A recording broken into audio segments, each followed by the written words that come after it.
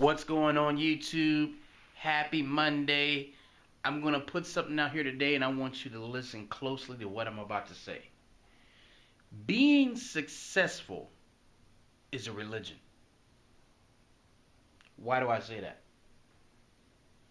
In a religion, you have to be disciplined. You have to go off sometimes and pray. You have to go off sometimes and meditate. You have to keep yourself from the bad and have more good in your life, right? You have to hang around people who are great, who have those characteristics that can make your religion be even better for you, right? That's what it's all about. That's success. In success, you have to spend more time in that house. Because here's the problem. I'm going to give you one prime example, and I guarantee you a lot of people going through this. See, I don't work a 40-hour-a-week job. My money is made from ideas and things that I sit around on Sundays and time where I have to myself, whatever, and I make those ideas, I turn them into action, and I make money. But people who have a 40-hour-a-week job have this mentality in their life that once Friday, Saturday comes, it's time to party. And party is going out drinking, party is going out buying food, party is going out gambling, party is doing these things because that's fun, right? That's having fun. Because if you're not having fun, you're not living. But all that extra money that they're spending on taking the kids to all these different expensive places and buying the new Jordans and buying the new PlayStations and this whole world of just buying, no saving, no investing. This is a destructive world. And before you know it, all of you who are watching this channel right now can get wrapped up into that. Here's the solution.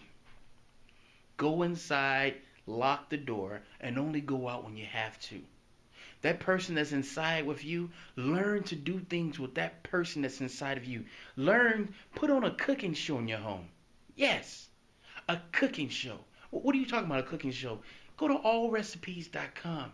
Learn how to cook inside your home. It'll be much less money. Learn how to play tennis. You only have to buy a racket one time until you break it. And go out and play tennis with your spouse. You spend any money yet? After you spent your money on a tennis racket? Go play one-on-one basketball with your spouse, your kids, whatever. Run up and down the park. Put 2 cones on one side and race your kid, race your sons or whatever. You spend any money yet? No. Whoever said that having fun costs money? You know what? When I read The Millionaire Next Door, you know what? All the fun that I saw in those books that those people were doing were the things I just named. If you got a lake beside you, go out, cast something in the water. Catch some fish. If you like drinking, take something with you. Having fun, right? Haven't spent any money. Didn't have to buy any clothes for that event or anything. But you're having fun. To me, that's living. You see, we've gotten lazy in our way that we do things. We've gotten lazy when it comes to doing things. So now we just want to go pay for everything. When we want to watch football, we got to go to the bar to watch football and spend money on wings and spend money on food because that's what it's all about. We can't invite people to our house and say, hey, let's spend $10 on a dish. You bring a $10 deal, you bring a $10 deal. Next thing you know, you have 10 people in your house all spend $10. You got a meal. And you got a variety of things that you can choose from. That's living. That's what people with success do. You know, Mark Cuban, who a lot of people know owns the Dallas Mavericks now. You know that guy didn't go on a trip for 7 years when he started off in business? And I know some of you guys say, oh, he was, look, he was depriving himself from life and all the other kind of stuff. How do you think he's living now? How do you think he's living right now?